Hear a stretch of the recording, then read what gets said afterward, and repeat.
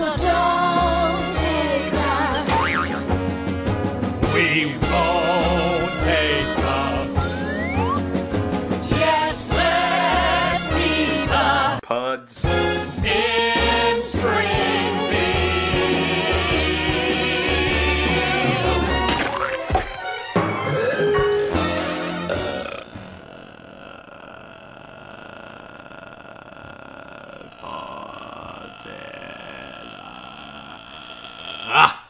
Pods in the key of vocal fry. Stop it. Fuck. I'm trying to do my favourite part from Mambo number 5. Man, how can you have a favourite part of such a classic song? Yeah, I know. A little bit of Tina in the sun, a little bit of Mary having fun, a little bit of Josephine, who's also in the song, a little bit of you in my bed all night long. That's how the song goes, right? I think that was the first draft. That was like Mambo number 3. Moment number 3. Yeah. Yeah. Pods In the key Of Spring Field. Episode number 23. I'm glad you're keeping track of the episode numbers because I am not. Even though I edited 22 literally 2 days ago and sent you a message about it, so I suppose I should remember. Yes, but it's all good. I've been keeping track in my notebook. In your notebook. Yes. This is our first recording of the year 2018. The date is 1/1/18, or for our American listeners, 1/1/18. The only time that your stupid backwards date system works. Yep, there's one specific day, the 1st of January 2018, the one and only time. Hey, I saw a tweet today that I thought was interesting. Good. This is the only year in which every adult is born in the 1900s and every minor is born in the 2000s. I also saw a similar tweet. I enjoy Possibly that. the same tweet. I think it Possibly was the something same like, tweet. yesterday was the last day where every adult was born in one decade, every minor in another. So from today, we could be seeing people legally drinking who were born in the year 2000, which is distressing. Yes. In Australia, of course, for international listeners, we're allowed to drink at 18. Who cares about our international listeners? I mean, I do. Yeah. I love them right. deeply, as I've established. They are my children, and I carry them in my heart. So today, in episode 23, we are looking at season 3, episode 5, Homer Defined. In which And- Homer is defined. In which Homer is defined. And season 3, episode 6, Like father, Like like clown. Clown. In which a father is a lot like a clown in some ways. Oh, interesting. Yeah. So, Homer Defined is a super low-key episode, not to be confused with a super low-key episode, where, you know, the Marvel villain or the trickster god that he is based on Is that pops like up. Thor's brother? Yes, Thor's brother Loki. Right. Tom Hiddleston himself. Tom Hiddleston is not in this episode, to the best of my knowledge. He's not. I don't think so. Well, I've got 7 pages of Hiddlesworth notes. Okay, let's hear them. Well, I mean, they seem rather defunct now that I know that Tim Hiddlesworth's not in it. Yeah, but I want to hear your Timmy Himmelsworth jokes anyway. my Timmy Hindenburg notes. Yes. Okay, first note, very nice hair. Yeah, that's true. Yep. Yep. Second note. Good work, Tammy Hinkleston. Pity that he's covered himself in bargain basement lime green polyester. What did you think of Thor Ragnarok? And I haven't seen it. Okay, because it's a movie. Because it's a movie and I don't engage with it. Yeah. You could say I haven't thought it. Would you though? No. I would not. Did you regret that joke as it was leaving your mouth? To be honest, I've never regretted anything more. So Homer Defined starts with a chalkboard gag. Bart is writing, "I will not squeak chalk," and there are very squeaky chalk sounds. Yes, very clever, very fun. What a good gag. Lots of fun. We fucking lost it. We were rolling around on the floor. I pissed myself. Oh, I bet they didn't regret it in the way that I regretted my Thor joke. No. You could say it's become quite a Thor point for me. You shut the fuck up, alright? That's fair. So this episode opens with Bart writing a birthday card for his good friend Milhouse. Yes. Milhouse Van Houten, little character on the show. Yes. And the card Some says... would say the ninth character of The Simpsons. the ninth Simpson. The ninth Simpson. After Bart and Lisa and Marge and Homer and Maggie and, of course, the town of Springfield town. itself, which I consider to be a character in The Simpsons. And Mr. Burns. Mr. Burns, the seventh Simpson. Yes. Eighth, Ringo Starr. Ringo Starr. Yeah. Yes. Then Milhouse. And Milhouse. Okay, so Milhouse, the ninth Simpson. Yes. We're going to have to keep this list written down somewhere, I think, to keep on top of it. Don't write it now. We'll put it in the Google Doc. So, Bart is writing Milhouse a birthday card. On the front is Krusty the Clown, and it says something along the lines of, "Hey, 10-year-old, happy birthday. I couldn't afford to get you a drum set," something like that. Should have written it down exactly. But I think it's couldn't afford to fix your drum set. So he opens it up, and there's a large-breasted woman inside wearing a bikini. It says, "How about a nice pair of bongos?" Why does this card exist? Okay, I just want to point out that there was a motorbike that just drove past the house that I think got picked up in the mic. Good. And that was me riding off into the sunset celebrating that cool fucking card. I mean, did you receive a card like that when you turned 10? Did that shape you into the man you are today? I mean, the thing because that would make a certain sense. Jesus. The thing that I enjoy about it is that it specifically says, "Happy birthday, 10-year-old." Like, it's not just a generic, "Hey, it's your birthday, I couldn't get you a drum." It's so niche. Aimed at 10 years. Perverted 10-year-olds are the target audience of this card. Yeah. Or more than likely, like, the uncles of these 10-year-olds. Oh, that's a good point. Because uncles love a good perverted birthday card.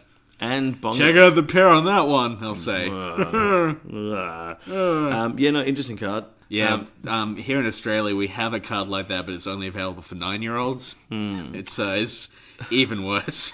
Did you see the headline on the paper that Homer was reading in the first scene? What about the pencils? America's favourite pencil, number 2 is number 1. Indeed, I saw that. I enjoy that. Yeah, a bit of a lazy joke. Number 2, not my favourite pencil though. You have a favourite pencil? Is it the HB? I like a HB. How did I know it was going to be HB? Something about you give off HB vibes. I think it's because it's the most standard. HB2, a little bit too dark. Yeah, but you're not necessarily a standard guy. I feel like the pen would need to be green and have an eraser on the end for you to really... You really perked up on this. I did. I didn't realise we were opening up to colours. I thought we were just talking about, like, gauges. I saw an actual spark in your eyes there. I mean, well, if we're talking favourite pencils of all time, then it'd have to be the forest green one that's in the middle of the little green rainbow that you get in the Derwent set. Remember Derwents? I remember Derwent. Derwent didn't go away. Derwent is still around. Yeah, sure. Sweet. Sorry, I'm not in the pencil market at this exact moment, which is why I didn't know Derwent was the still pencil around. market. I'm out of the Don't pencil worry, you'll market. get back into it. And into the fryer. Did you ever have the Derwent watercolour ones? They were pencils that had a very waxy lead, and you could colour in and then like dab it with water, and the waxy lead would bleed a bit, and it would look like a watercolour painting. Look, I love dabbing, but I don't think I ever got into that particular kind of pencil. Really, it looked like a watercolour painting done by a really shit artist. Like a really shit one. Was that on the box? Look like a shitty water paint artist? Yeah, I think it may have been at least a first slogan, if nothing else. Alright, so number 2, not number 1 as far as you're concerned then. No, unless America has a different pencil categorization system. Any American listeners, if you could write in podsinthekeyofspringfield@gmail.com. Let us know about your pencil classifications. If you could just let us know if you guys have HB pencils as well. Yep. Because, I don't know, I remember we have HB and HB2, which is darker. And I wonder if that's number 1, number 2, and they've just got rid of the HB for some reason. Who knows? This seems like something we are unlikely to ever bring up again on the podcast, but we would like to know for our own benefit, so if you could just let us know, that would be really nice. It's a really good point. So, Homer Defined, like I said a moment ago, this is an episode in which Homer prevents a nuclear crisis. He prevents the town from exploding in a ball of nuclear waste. Having said that, this is a very low-key episode, not like the Marvel villain. I already made that joke, but it's very... I would say that this is a fairly chilled episode. Sure. There's a lot of just like nice little character moments, nice little character beats. Just a lot of like characters hanging out in this one. Yeah, I mean, despite the overarching story of, a very likely imminent death for everyone, it's a very chilled episode. Yeah. I like it. Largely the plot is Homer presses a button in a panic and then feels imposter syndrome over it. Yeah. And the B-plot, which I'd forgotten about entirely, is that Milhouse is not allowed to be Bart's friend anymore. Yeah, I'd forgotten about that one too. Yeah. And it's a really nice little plot line. Yeah, it's quite nice. It's lovely. Yeah. So Bart gives him that card. They're in the bus. There's a scene when they're in the bus where Milhouse is trying to avoid telling Bart that he had a birthday party that he couldn't invite little Barty Boy to. Little Barty Boy. Because little Barty Boy's a bad little boy. And to try to distract him, he points out the window and says, "Look at that dog." Bart looks out the window and says, "Wow, brown." Yep. Which, this is a segment we haven't done in a little while, and every time we do an episode, you say, "Oh, we should have done that segment. We forgot to do this segment. Why are we doing this segment?" And I say, "Nick, calm down." That's such a good impression of me. I mean, that would have been confusing to the listeners. They'd be like, why is Nick talking to himself?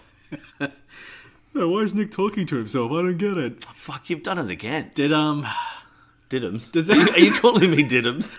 Do you have family members who, they'll do an impression of somebody, but it's always, the same voice for every person? I am that family member.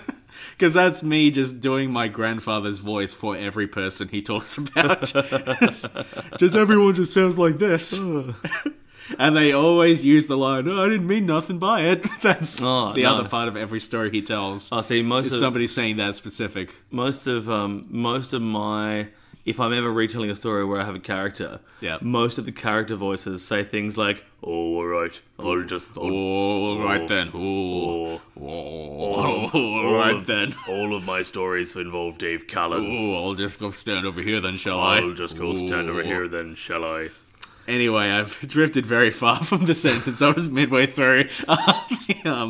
The segment that we have sort of left drift is How the Simpsons Ruined My Life. How the Simpsons ruined my life. How it ruined my life.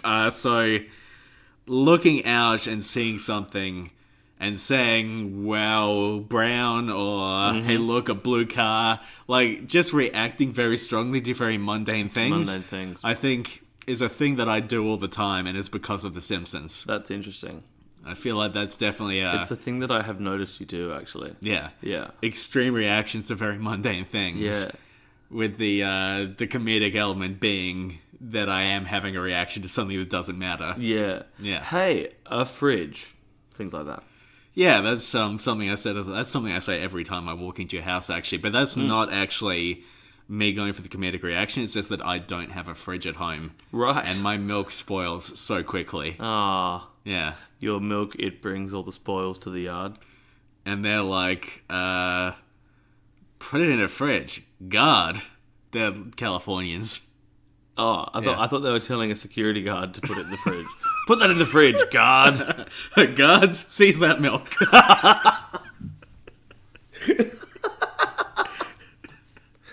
Oh, fuck. Why was that so funny? So we cut back to the power plant. Carpe milkum. What? Like carpe diem. The milk. Oh, no. Seize the milk. Carpe milkum. Now take your books, throw them away. All right, take all your books, throw them away. We don't need them where we're going. We don't need no education. We don't need no thought. Oh, we can't just fill it up with our stupid Dave Callan impressions. Fuck. So I've got a note here. Yep. I really enjoy when Homer sticks his finger in a donut and says, purple. That is good, yeah. It's a similar thing to the, hey, brown. I think this is definitely another thing that happened in The Simpsons and seeped into everyday life is the canonization of colors having flavors. Ah, yes. Tastes like purple. Tastes like purple. Purple is a fruit is also a line that pops up in another episode. Yes. I feel like there are other examples in the show somewhere that we'll stumble across on this great journey we're on. Speaking of canonization of colours having flavours. Yep. There's an odd little tie-in, which is when the Beatles were recording Revolver in 1966. I'm fairly certain that's the song where they were doing Tomorrow Never Knows, and John Lennon said he wanted the song to sound more like the colour purple. Oh. And then one of the audio engineers just pushed up a slider, and he went, "Yeah, that's the one." I think it's Is that Tomorrow what Never the Steven Knows. Spielberg film is about? The Color Purple? Is The that one the that one with- stars Prince? And Oprah Winfrey?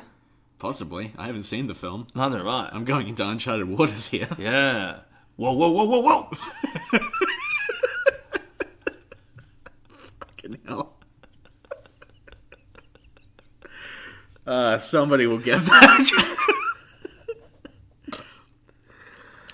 So after Otto drops off all the kids at school, he then goes to the Quickie Mart and says he's got a bad case of the munchies. Munchies. Munchies. Smithers, the Cheetos. Cheetos. Surely... Cheese. Munchies. Surely by that point, munchies was standardized lingo for a kind of marijuana-induced hunger. I thought that was the implication. Yeah, so Otto is stoned while driving a school bus full of kids I think this might be the first official recognition of Otto as a stoner. as a stoneman. Yes. Yeah, As one of the stonecutters. as one of the Yeah. He controls the British Crown, keeps the metric system down, keeps the Martians under wraps, rigs every Oscar night, and he makes Steve Gutenberg a star. and he drops off the kids to school. Yes. He does all of those things. He does all of those things. Yeah, he uses the secret stonecutters tunnel. Pretty good considering he would have, And now he drives the school bus. and now I drive the school bus. Yes, sorry, little buddy boy left in the bus, doesn't get to go to Mexico. Another great tragedy. I'm talking about this episode being very low-key. Again, not the Marvel superhero. There's a lot of scenes early on, just in the power plant, of characters just having conversations with each other, which is really strange for The Simpsons, and I enjoyed it a lot. Just so you write Loki in your notes. And Loki in a number 3. I'm keeping a Loki tally. I want to know how many more times you're going to make that joke. Yeah, there's a scene of Mr. Burns and Smithers having a pleasant little conversation about their weekends and what they got up to. Yes. There's Homer describing a movie that he watched where we find out that Homer's a horrible sexist human being. Yeah. Then we cut back and Burnsy and Smithers are still talking about this movie. So They have a long conversation about an unnamed movie. they are discussing the movie in front of the bank of screens, the bank of security internal CCTV screens. Yep. And then we cut back to Homer and that. Who knows how long it takes before we cut back to Burns and Smithers, but they're now over sitting at his desk. So it's been at least a couple of minutes. And they're talking about what they find sexy in films. Yeah. It's cool. It's interesting. It's Yeah. weird. Yeah, because it doesn't advance the plot in any way. It's Yeah. just a nice little chat. Yeah, because this episode is very light on plot in general. That's a good point. The then the nuclear thing starts to happen, the Yes, meltdown. The meltdown. And it's all on Homer. Homer has to save the day. Little homeboy stepping up to the plate. Yep. Now, what I found odd here is a few things, actually. Sure. For one thing, it comes down to him being able to push like one specific button that will end the issue. Yes, I've got a note on that.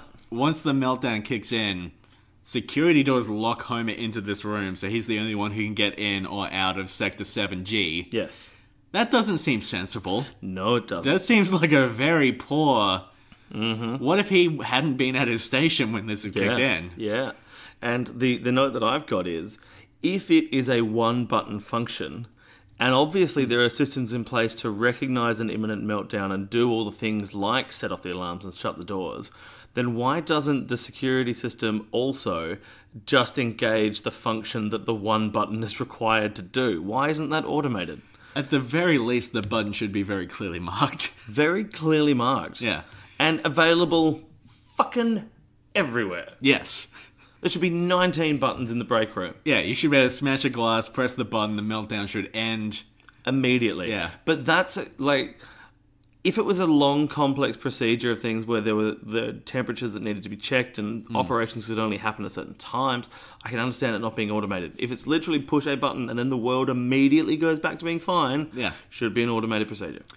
Yeah, and there's this weird sort of thing where this all happens and Homer saves the day, and then there's this joke about Ken Brockman when he does his little news announcement about how, the planet's not going to melt down, everything's fine. Yeah. And he says something along the lines of, this reporter promises to be more trusting and less vigilant in the future. And the joke is, of course, that's rather toothless of the news, they should be more vigilant on this sort of thing. But if nuclear disasters could actually be prevented by just pressing a single button, then that would be ludicrous. That would just be, nuclear power would be completely safe and fine. Yeah. Yeah. But, I mean, nuclear power is mostly safe and fine.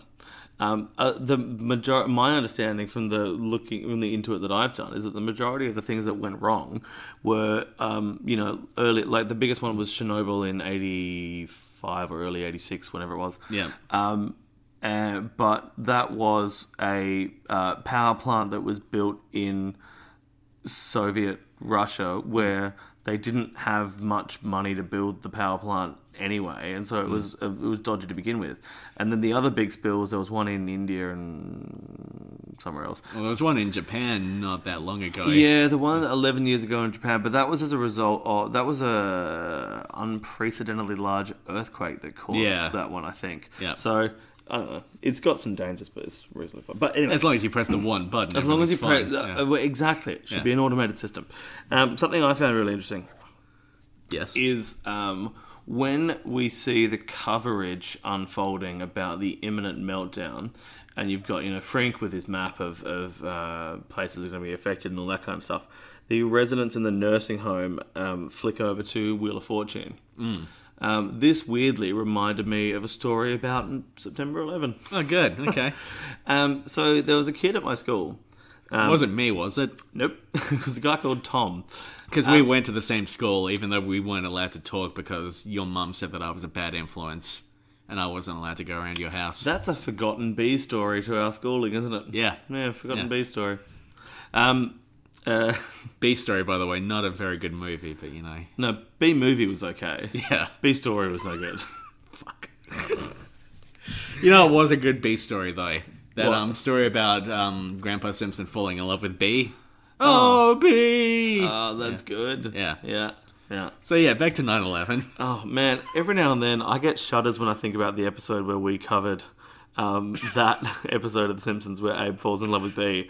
Because we had that huge theory about how Abe and Bee were anagrams and how it was just how she was a kind of manifestation of his own internal. And then you went, oh, no, wait, he got to hit money. Oh, fuck yeah, he got to hit money. That's the entire plot of the episode. The entire plot of the episode. Yeah. Man, we're dumb. No, a friend of mine was up late on his computer at the time that the news of the attack started coming through. Yeah. So what he did was he found a website that was streaming the New York Police Department scanner radio thing. Because I don't know if they still exist now. It might be more of a security issue now, but back then there were websites where you could just go and listen in to the broadcast. I'm pretty sure that still exists.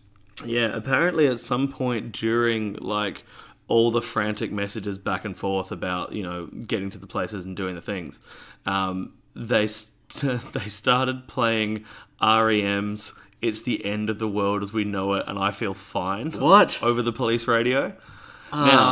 Now, I have never been able to confirm this because I haven't seen it on any websites, but this was literally the morning after it happened. I was told that story, which seems like an odd story to make up on the spot. Yeah, especially maybe for he made it up on the spot. A kid that would have been, 14?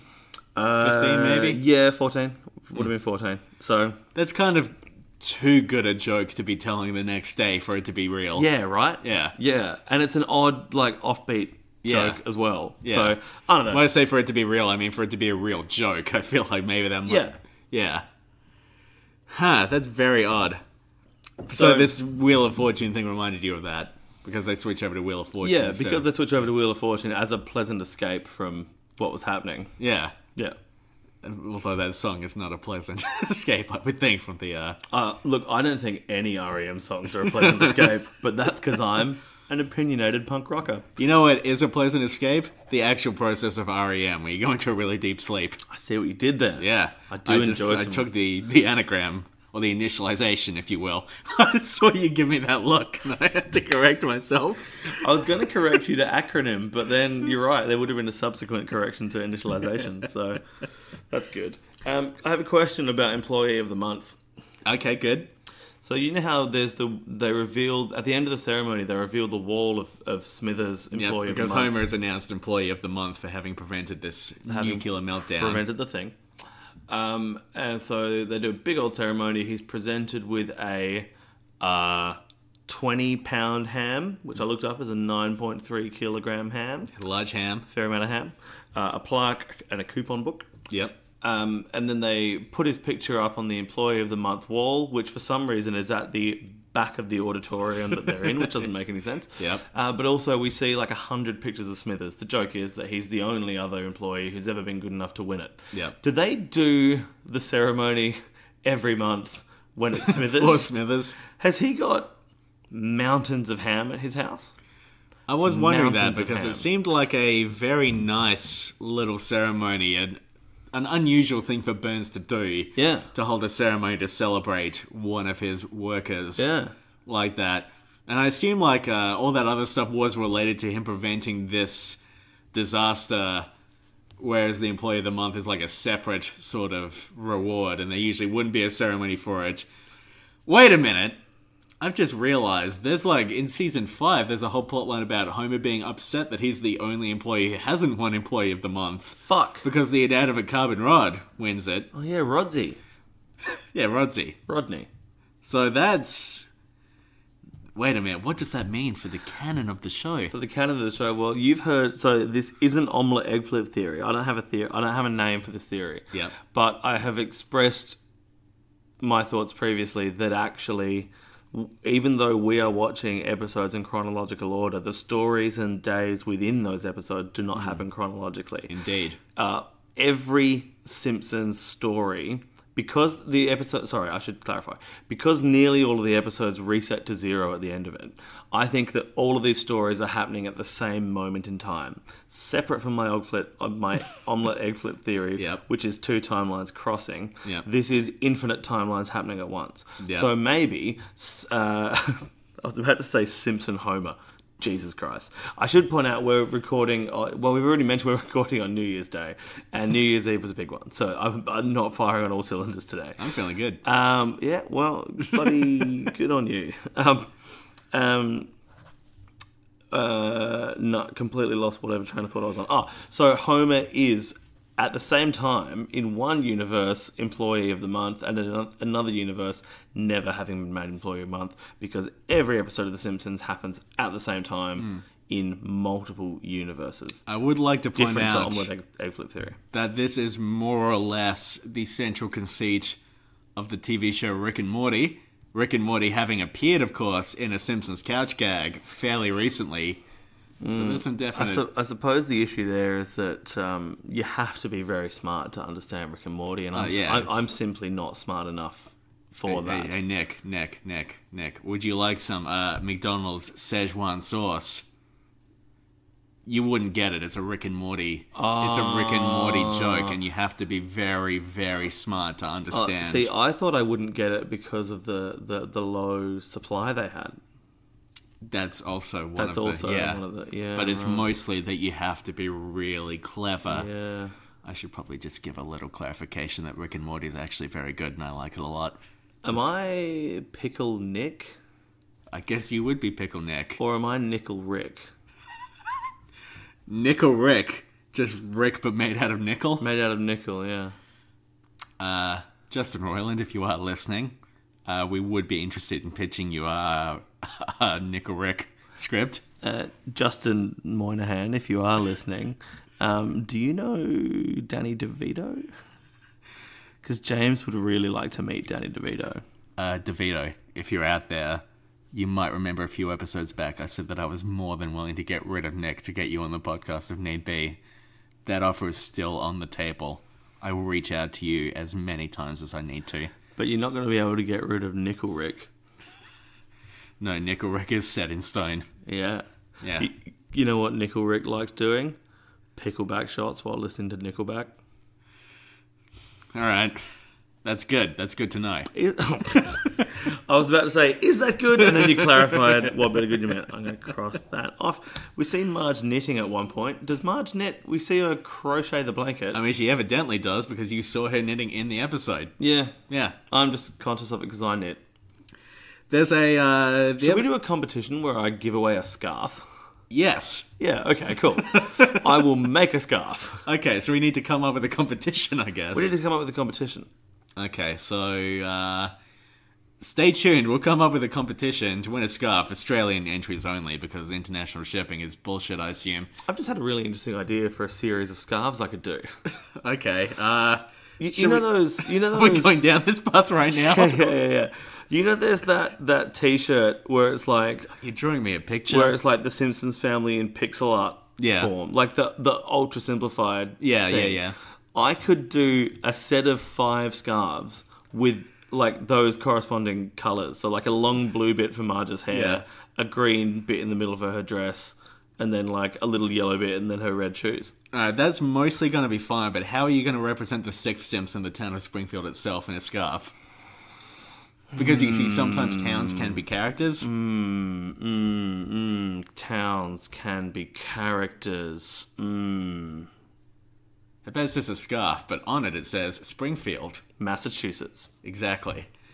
So the reason this episode is called Homer Defined is because we keep getting different definitions that match up to Homer. First of all, it's like a idiot, dunderhead, fuckwit, something like that. Lunkhead?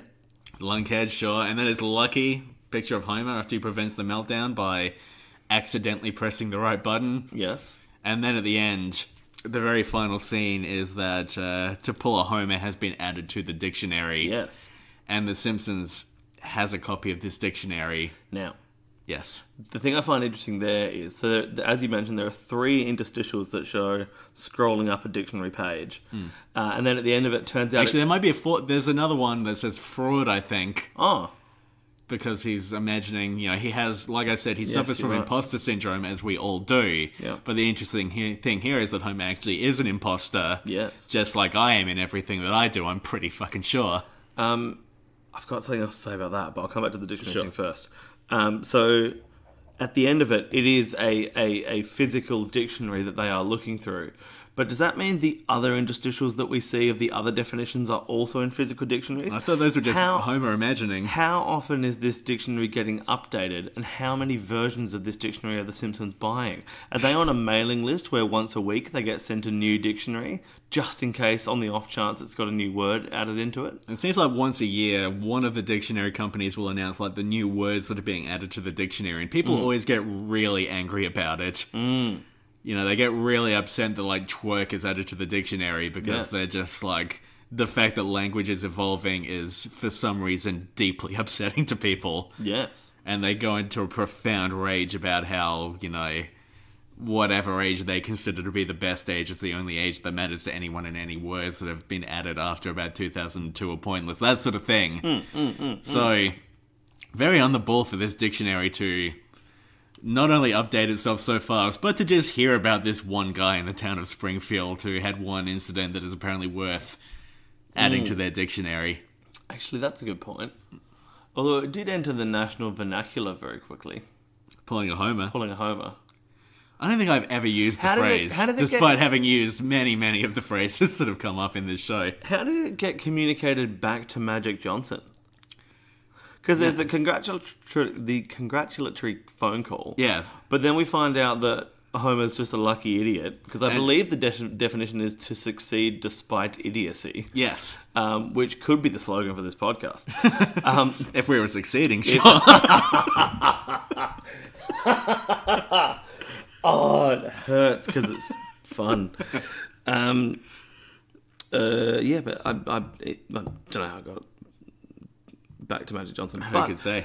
So he's hired by Shelbyville's John Lovitz. Yes. To go to the Shelbyville nuclear power plant. Yeah. Which is an interesting thing in itself because Springfield's power plant seems pretty big to me. I reckon that can probably power more than just Springfield. But anyway. But the Shelbyville nuclear plant owner, who is a great character who pops up in this episode and then one other episode and then never again. And then never again. So Homer gets hired to go do a big inspirational speech on what it means to succeed under pressure. During that, there's another meltdown, and they ask Homer to be the one to step in to save it. Now, given that it's one button, and given that we see Homer's training induction where he's told it's one button, yes, push this button and no other, but Homer's doing the Rubik's Cube, and given that Shelbyville is a fully operational power plant, why don't they get their own safety officer to do it? I know. And instead they get Homer to go in and show them what they did. Like, this is going to be like a presentation for the workers there. Yeah, as opposed to someone who's meant to be following very basic safety instructions. It doesn't make any sense. And how fucked is it that two adjacent power plants have the same meltdown event within a day of each other? But their Sector 7G equivalent doesn't slam all the doors shut because the room is full of people. Full of people. Yeah. Very strange. Very strange. Last thing I would like to say about this episode is that there's the scene towards the end where Marge goes to see Mrs. Luann Van Houten to talk about Bart.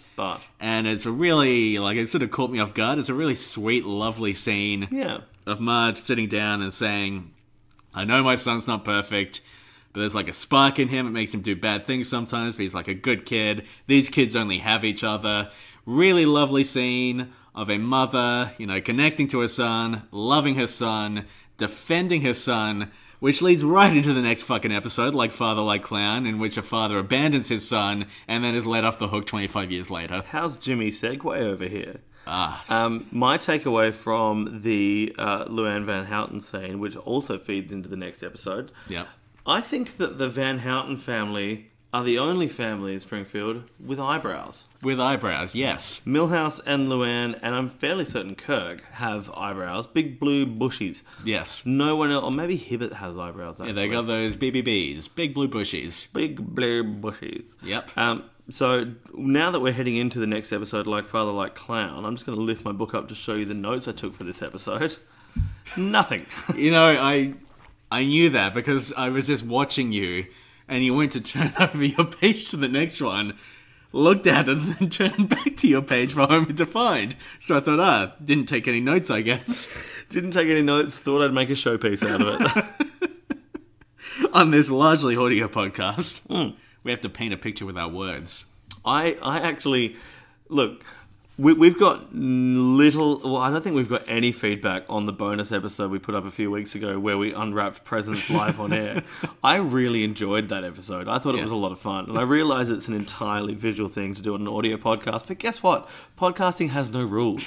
It's fine. If anyone liked it, please let me know so I can stop worrying about it. I really enjoyed the ASMR of unwrapping presents, so it was all good. This episode, don't worry, I've got like a page and a half of notes, so we are good here. So this episode, Like Father, Like Clown, it's about Krusty realizing he misses his dad, who hasn't seen in 25 years. Yes. His dad abandoned him when he realized he wanted to be a clown. His dad's a piece of shit. That's my prevailing theory. That's my takeaway, on this episode. So it opens with Krusty throwing an axe at Mel, so, Yep. Maybe he's not the best clown in the world, who can say? No, well, the axe bonks Mel in the head. Yep. Which is probably not what it was meant to do, given the look Krusty barrels down the camera. Yep, knocks him into a coma. The rest of the episode is a coma dream that Mel has about Krusty suffering. Weekend at Mel's. Yep, that's neither here nor there. In this one we get to meet Lois Pennycandy. Yes. Who is Krusty's assistant. Yes. Who I don't know if we ever see her again, but she's in love with Krusty. And look, Lois Pennycandy, if you are out there, you are a total babe, and I would definitely marry you. Where does she sit on the scale of Betty from the Flintstones? Oh, on the Betty scale. On the Betty scale. Okay, so if we're putting Betty right at the top, and then Who else is around the top of this scale? Who are the other, like, cartoon women? Well, I mean, I think a lot of people would put Jessica Rabbit above Betty. She's a rabbit. I don't know. It's weird. I'm not into that. I'm not about that, fam. A lot of people would put Lola Bunny right up the top as well. Another rabbit. Yeah. I mean, let's get off of rabbits for a moment. Some people might find Peter Rabbit very attractive. What, the one that had a fly upon his nose? Yeah. So he flipped it and he flopped it till it flew away? But also the one that goes into Mr. McGregor's garden. Yeah, okay. Peter Rabbit. Yeah. I thought the chair from the Enid Blyton Magic Faraway Tree series of books, you know, the wishing chair. Oh yeah, I'd fuck that chair. The wishing chair. Yeah. That's the one that had little wings on its Yeah, on it's a sexy chair. Little cherry feet. Pretty good chair. Much better than the woman that lived up the Magic Faraway Tree that kept throwing her washing water out down onto the kids as they try to climb up the tree. Anyway, Right. Having talked about chairs we'd like to fuck, let's get back to The Simpsons. There's a scene early on where Krusty, he says he's too busy to go and have dinner with Bart, who back in season 1 saved him from prison. Yes. And Lois Pennycandy tells Marge he's busy, he can't make it. Now, The Simpsons version of Krusty being busy, it shows him cleaning out his shower, Yes. getting the mold out. Now, to me, this constitutes actual busyness. Oh, yeah. I felt guilty watching that because Yeah. my version of, like, saying I'm busy but not actually being busy is, like, I watch Netflix or, like, play a video game I don't like. That's the... Like, cleaning the shower is something I actually need to do within Yes. the next week. I have a rental inspection coming up and my shower needs cleaning pretty badly. I do not have a rental inspection, but my shower also needs cleaning pretty badly. Yes. I did enjoy the nice little touch of reality where he's scrubbing and says lousy mildew and then just gives up and says, good enough. Yeah. Because that's my approach to cleaning everything. I just don't understand why Krusty is cleaning his own bathroom. Isn't he fabulously wealthy? Yeah, but he's got a common touch, you know. Yeah, I suppose that's why he wears the clown makeup at all times and he's got the red rubber nose and everything. Yeah, common touch. Common touch. He's got the touch. The rest of the song. There's a scene early on where Krusty is holding a card that says sex chat and then a phone number. And it's just a scene of him staring at this guy saying, ooh, sex chat. Which I really enjoyed because what is the setup for this? Where did he find this card? Why is he holding it up and loudly narrating what it is in the way that he does? Ooh, sex chat. Sex chat. I mean, the card's nice and to the point, but yeah, it's weird because they clearly in the writers' room had the joke of, well, let's just connect 5 guys in a conference call and have no women there. Yep. How do we get into that? I don't know. What if he just picks up a card and says, "Ooh, sex chat"? And you go, fucking good enough. And there's an actual phone number on there. I wonder what would happen if you called that number. I thought the number was just 1909. I think it was 1919 sex. That makes sense. It does make sex. What? Oh. Getting a little blue here. Betty Rubble. What about her? Oh, just Okay. very attractive cartoon. Lois Pennycandy. All right, then.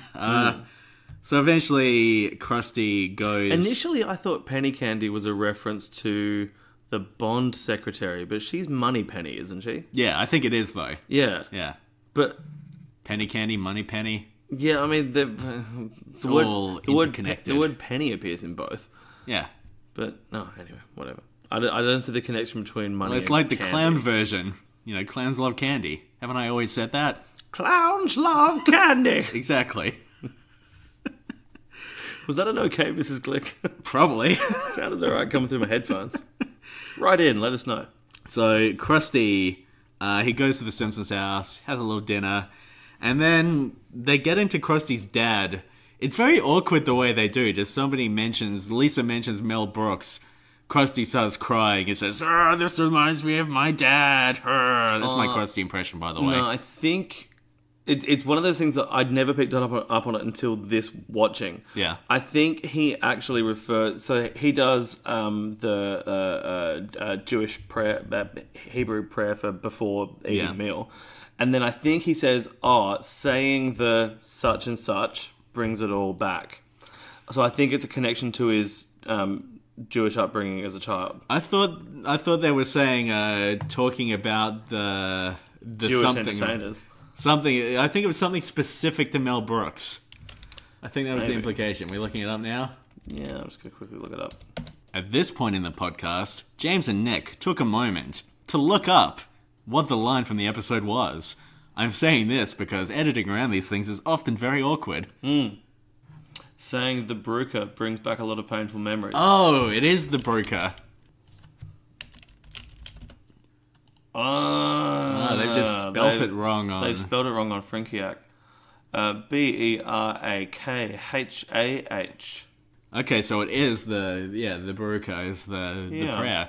That's weird because I'd always heard that as like a pet name for Mel Brooks. Interesting. Because it kind of sounds... It sounds Yeah. Brooksian. Yeah. Yeah, well, there's the B and the R sound, really. And the a K, K, yes. and a K.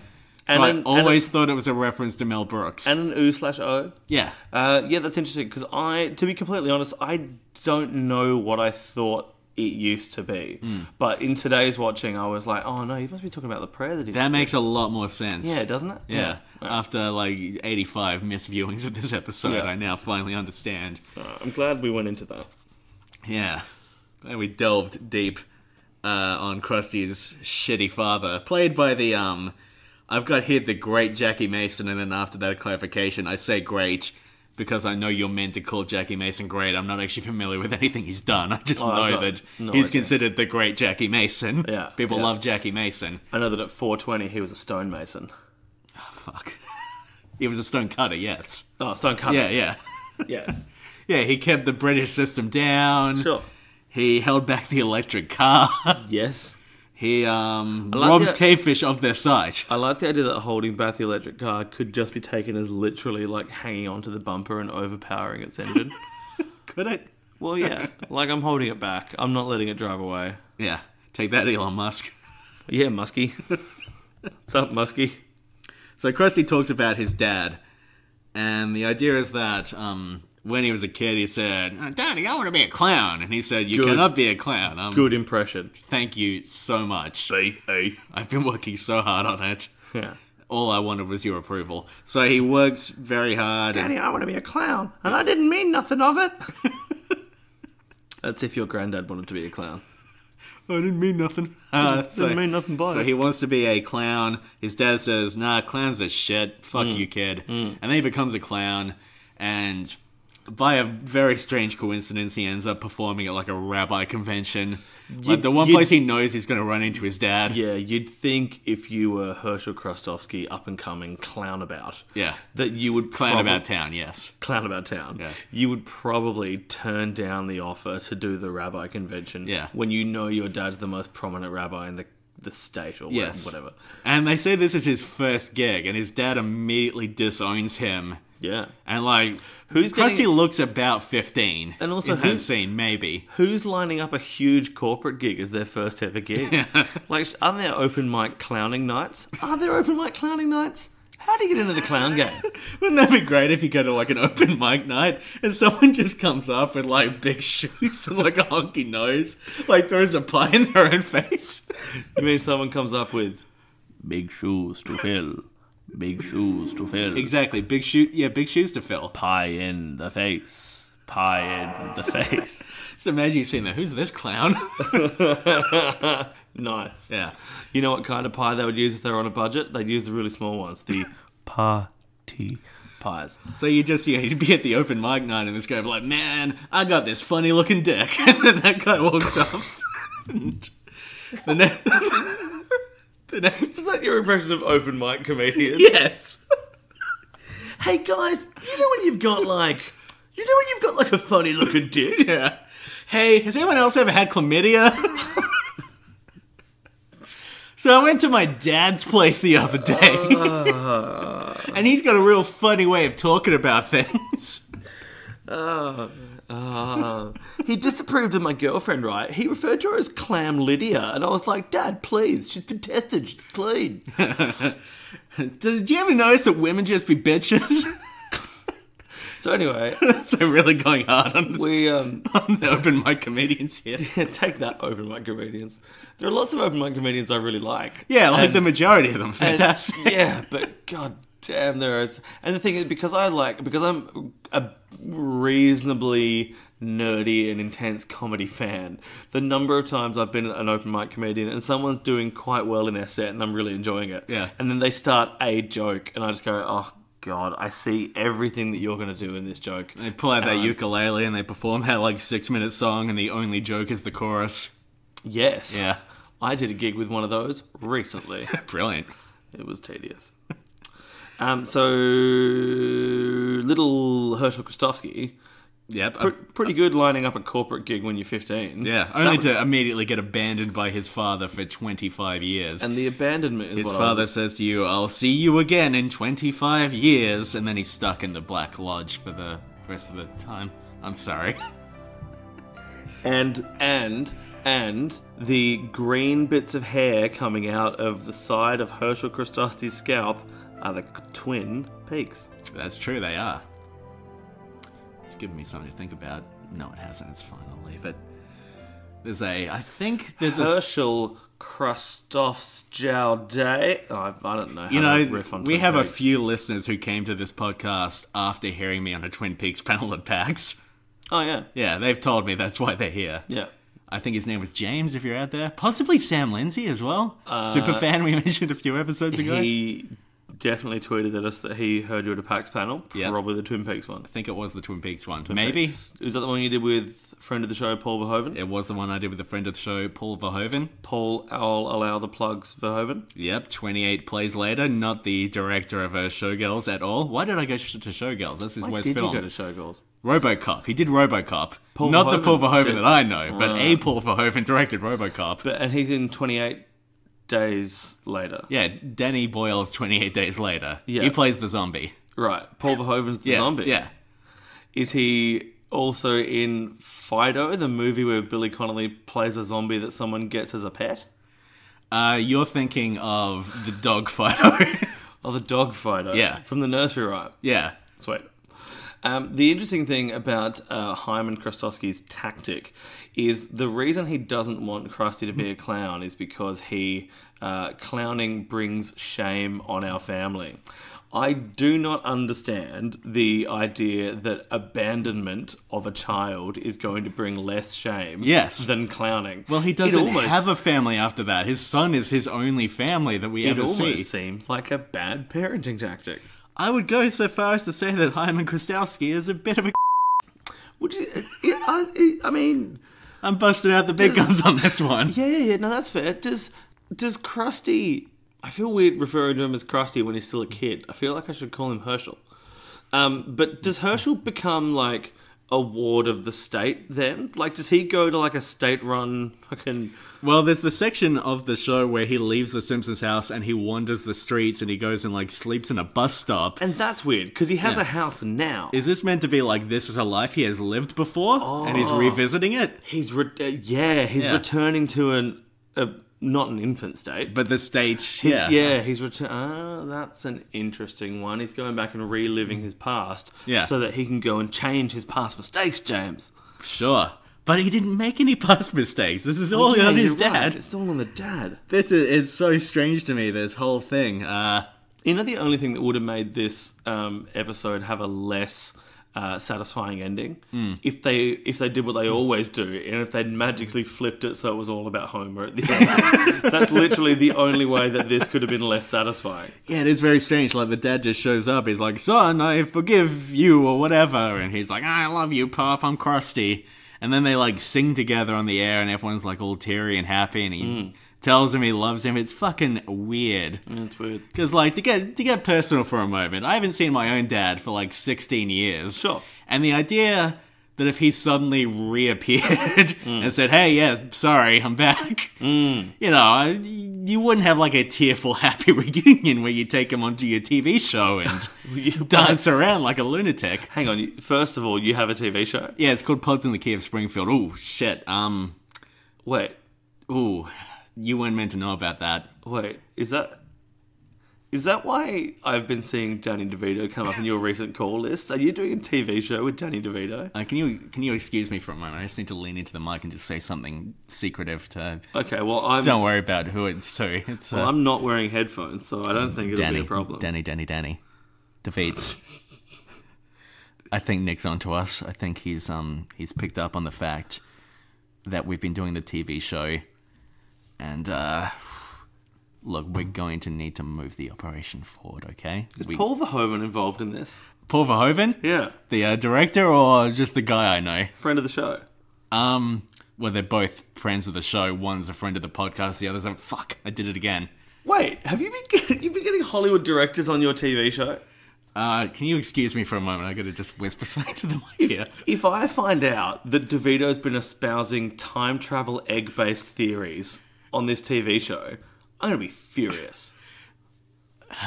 Nick, can I offer you an egg in this trying time? Please.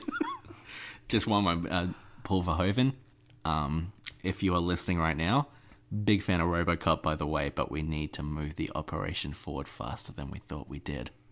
Okay? Hang on. Have you spun this out to now I'm being killed?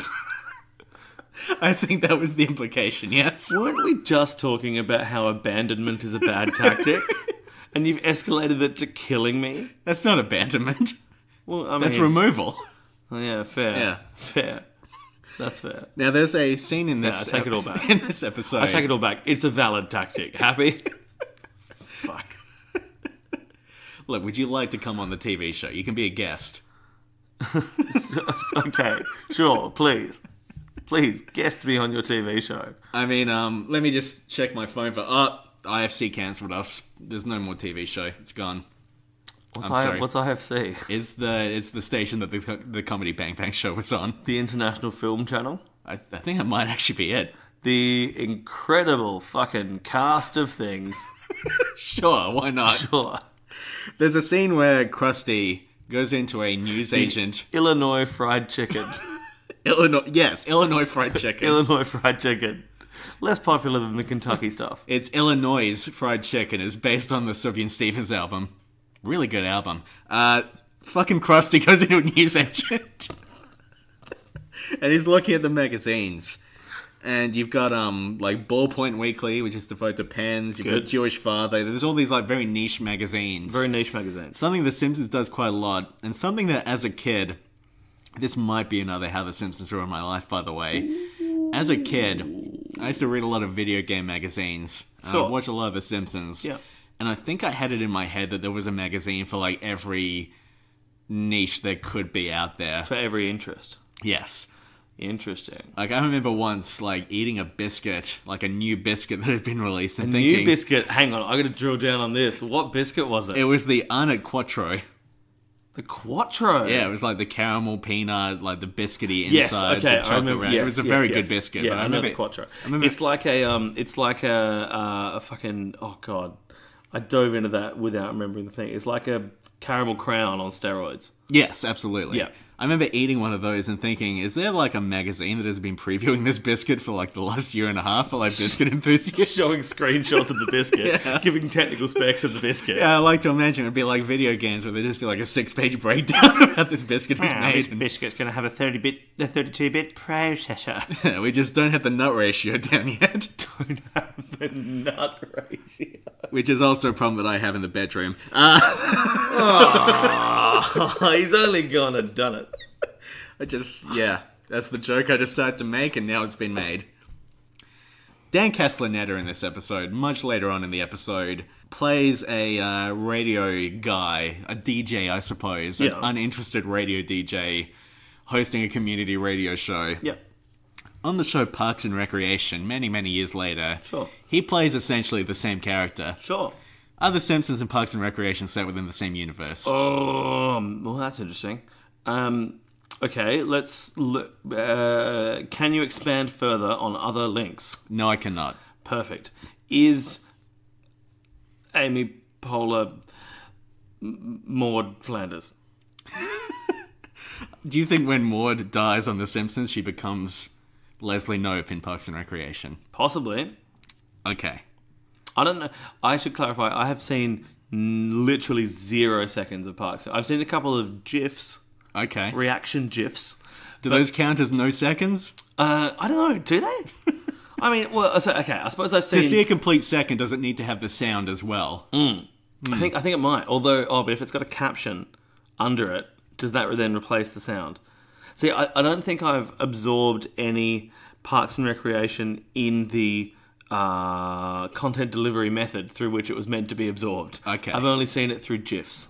I have a very GIF-based understanding. GIFs and GIFs, got it. No GIFs, only GIFs. Fair enough. Yeah. And so I can't really riff on this idea. Well, that's fair, because neither can I, really. I can GIF on this idea. I just thought it'd be fun to see you struggle with it. Oh, okay. It's kind of like when someone's helping you move house, you hand them the heavy box. Hey, this is really heavy. Yeah, I know. I thought it'd be fun to watch you struggle with it. It's not heavy, it's my brother, you know? That's how I usually deal with that. Parks and Rec is the Ron Swan song is your brother. Yeah, Ron Swan Song. That was the name of the final episode. The Swan song of Ron Swan Song. I feel like we're going off a lot of tangents here to avoid the fact that this episode's not great. Oh, it's not great. Even though it has one of your Simpsons saving graces. Saving graces. Which is Bart and Lisa teaming up to solve a little mystery. Yeah, but that doesn't really work for me as well in this one, because one of my notes here is that this literally becomes an episode about two children researching Judaism. Oh, yeah. It's just two kids, like, reading a bunch of, like, quotes from, like, famous historical Jewish people. Sure. And then repeating those quotes to the rabbi and him saying, no, I don't agree with that quote. Yeah, I'm a rabbi. It's not quite the same level of investigation as the, uncovering the mayoral election fraud, stuff like that. Yeah, okay. It's just them walking up to this guy and saying, like, you should forgive your son. Doesn't it say that a father should be, like bending like a cedar or whatever? And he says, no, fuck you. And then they go off and they just keep coming back with quotes. And then the actual resolution is so deeply unsatisfying. Where they come up with, like, a quote from Sammy Davis Jr. that is frankly nothing special. It's just, the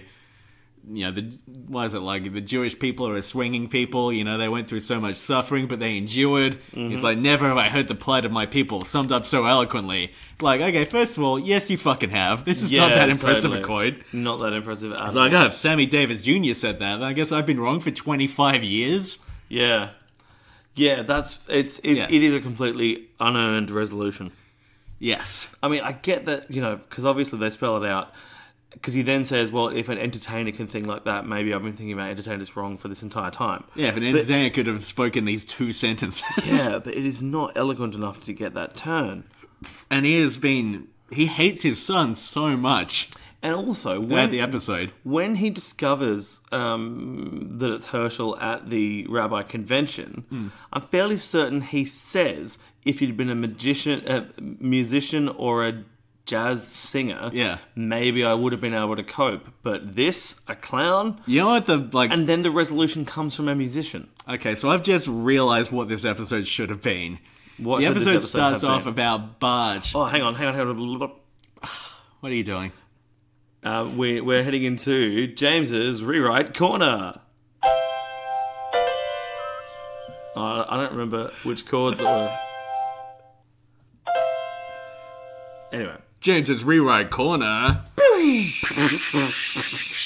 Okay, so the episode starts off being about Bart losing faith in Krusty.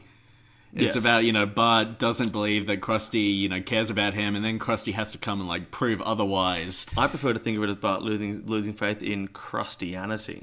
Sure. So Bart has been shaped by Krusty. A lot of who he is comes from watching Krusty, much as how a lot of what we are comes from watching The Simpsons. Okay. So he starts going to the rabbi, and the rabbi keeps turning him down, doesn't like him. What should have happened is that the Rabbi Krustowski should have formed more of a friendship with Bart as this persistent little boy and come to realize the impact his son and entertainer has had on Bart. Oh. And then realize the value of what his son does through Bart. Okay, I guess the problem there is that Bart is a little shithead. But he's not that much of a shithead. He's kind of like... so. He obviously loves this entertainer so much that he's Yeah. willing to go out and fight for him. He has Yeah. this, like, persistence. And, you know, he goes and he learns about the Jewish faith. Like, he kind of... Yeah. His father... The rabbi should have seen what Krusty is capable of through Bart. He should have seen what my son does touches the lives of these kids in this way. Yeah. You know, what he does is not so different from what I do in a lot of ways. Holy shit. Guidance. Yeah, this is Teaching. like the, these are the dots I never joined. Yes. Yeah. Yeah. That would have been a better resolution. Yeah. So I just outwrote. I mean, I genuinely feel like that's better than what's in the actual episode. I agree. I'm with you. I'm with you. And this is like the best show ever made. So does that make me the best writer ever? Yep. Yeah, okay, Yes. cool. Story checks out. Okay, so if any agents would like a novel from me, I guess I could do that because I'm able to do this, apparently. Yeah. Take that, Bryce Courtney. Bryce Courtney. Digging for an author. Take that, Enid I Blyton. like that you had a hard time thinking of an author at all. Yes. And then you said Bryce and had to spend a moment just like, who are the Bryces? Right. Out of all the names I went for, I shot for Bryce and then went, fuck, I'm in a hole here. Yeah, I should have done a callback to Enid Blyton. That would have been cleaner. Except then you maybe... Because actually calling back to Enid Blyton means that you wouldn't have been able to cut out that bullshit about the magic faraway tree. So I enjoy that too. Find a bit of connective tissue in this episode. In both episodes, there are little scenes that cut back to Barney and Moe watching events unfolding on the TV and reacting to them. Yeah. And I really like that. I think that should be a consistent thing in the show. Let's just check back in on what Barney and Moe think about this whole situation. I compare them to those two Muppets that you like. Oh, Statler and Waldorf. Statler and Walnuts, yes. A Waldorf salad does have walnuts in it, I believe. Exactly, yes. Yeah, no, I really enjoy Statler and Waldorf. They're fun. Yeah. So in the first one, they cut back to, I love it. It was okay. I hated it. They cut back to them watching the nuclear disaster, and he's like, well, I guess it's the end. Oh, it's okay. I had a good life. Oh! And then in the second one, what is it? They're watching Krusty the Clown, and I got something in my eye. Here, take my hanky. It's a disgusting hanky. Oh! And then that's it. Yep. Yeah. And then they come back as the ghosts of Marley and Marley. Marley and me, the little dog. Former business partners of Scrooge. Yep. Marley yep. And the little dog. Yeah, there's more of gravy and they than come- the grave of There's you, more of good sir. There's more of gravy than of gravy. Ah, fuck. We nearly went a whole episode with no fucking Michael Caine. About you. And then I walked right into it. Fuck. It's brilliant. Okay, so that was Homer defined. And like father, like clownfish. It's a story about finding Nemo. Yeah. Did they ever find Nemo, by the way?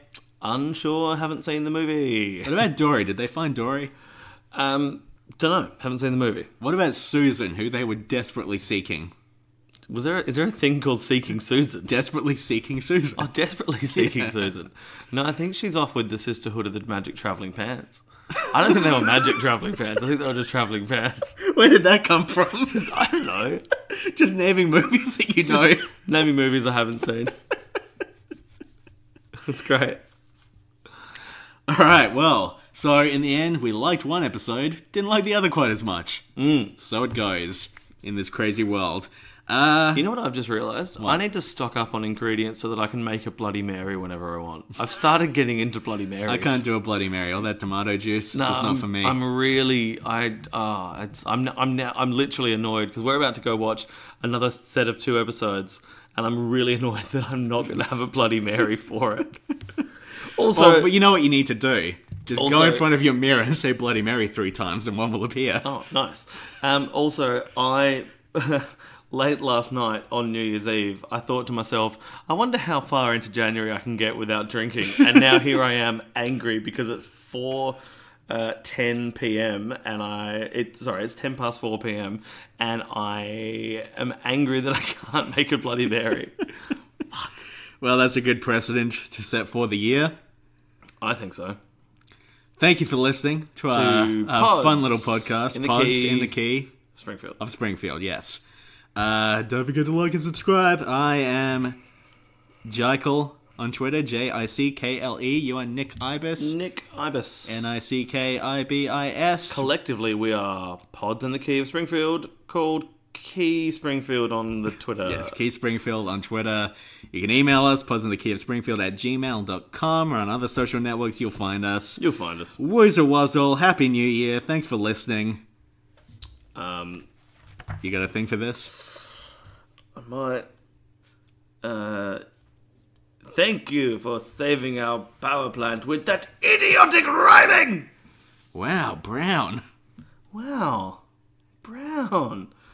In Springfield.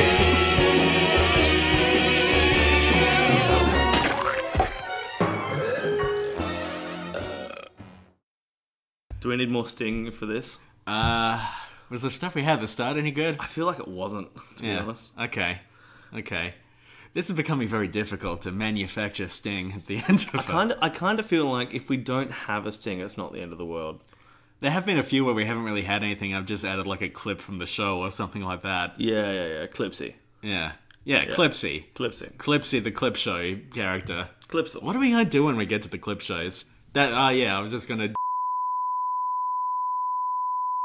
Don't put this in or you'll give away the game. Yeah, okay. Alright. Bye. Okay, bye. Eeny, meeny, miny, mo. Catch a tiger by the toe. If he hollers, let him go.